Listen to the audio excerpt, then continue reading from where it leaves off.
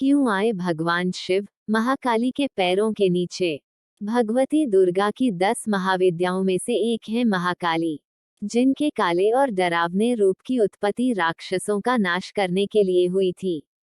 यह एकमात्र ऐसी शक्ति हैं जिनसे स्वयं काल भी भय खाता है। उनका क्रोध इतना विकराल रूप ले लेता है कि संपूर्ण संसार की शक्तियां मिलकर भी उनके गुस्से पर काबू नहीं पा सकती।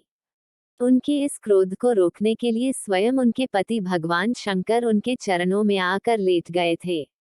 इस संबंध में शास्त्रों में एक कथा वर्णित है जो इस प्रकार है। दैत्य रक्तबीज ने कठोर तप के बल पर वर पाया था कि अगर उसके खून की एक बूंद भी धरती पर गिरेगी तो उससे अनेक दैत्य पैदा हो जाएंगे। उसने अपनी शक्तियों का प्रयोग निर्दोष लोगों पर करना शुरू कर दिया। धीरे धीरे उसने अपना आतंक तीनों लोकों पर मचा दिया। देवताओं ने उसे युद्ध के लिए ललकारा। भयंकर युद्ध का आगाज हुआ। देवता अपनी पूरी शक्ति लगाकर रक्तबीज का नाश करने को तत्पर थे, मगर जैसे ही उसके शरीर की एक भी बूंद खून धरती पर गिरती उस एक बूंद से अनेक रक्तबीज पैदा हो जाते। सभी देवता मिलकर महाकाली की शरण में गए। मां काली असल में सुंदरी रूप भगवती दुर्गा का काला और डरावना रूप है, जिनकी उत्पत्ति राक्षसों को मारने के लिए ही हुई थी। महाकाली ने देवताओं की रक्षा के लिए विकराल रूप धारण कर युद्ध भूमि में प्रवेश किया। मां काली की प्रतिमा देखे तो देखा जा सकता है कि वो विकराल मां है, जिसके हाथ में खप्पर है, लहू टपकता है तो गले में खोपड़ियों की माला है, मगर मां की आंखें और हृदय से अपने भक्तों के लिए प्रेम की गंगा बहती है।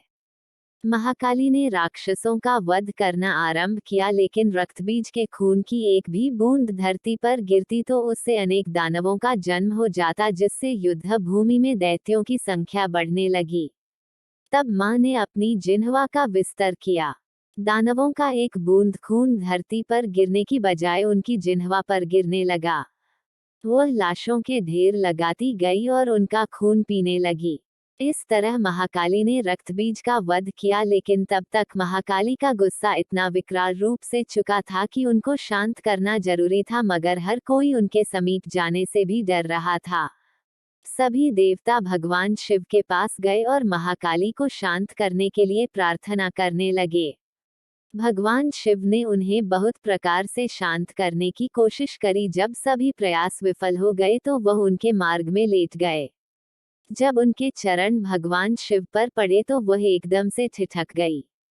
उनका क्रोध शांत हो गया। आदि शक्ति मां दुर्गा के विविध रूपों का वर्णन मार्कंडेय पुराण में वर्णित है। यदि आपको वीडियो पसंद आए तो वीडियो को लाइक करें, कमेंट करें और चैनल को सब्सक्राइब करें। धन्यवाद।